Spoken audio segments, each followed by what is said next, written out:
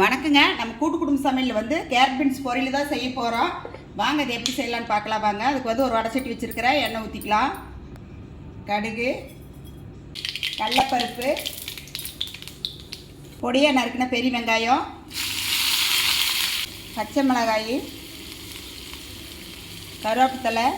வெங்காயம் வந்து நல்லா வணங்கிருச்சுங்க. இப்போ வந்து அரிஞ்சு வச்சு கேரட் பீன்ஸ் வந்து போட்டுக்கலாங்க ரெண்டையும். இந்த காய்க்கு தேவையான உப்பு, மஞ்சத்தூள், கொஞ்சம் சாம்பார் தூள், கொஞ்சமாக தண்ணி ஊற்றுறேங்க. வெந்து வரட்டுங்க. ஒரு தட்டை போட்டு மூடி வைக்கலாம்.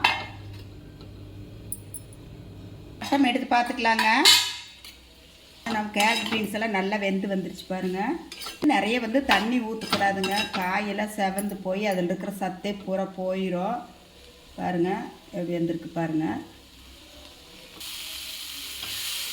கேரட் பீன்ஸ் பொரியலுக்கு வந்து தேங்காய் தூள் போட்டுக்கலாங்க.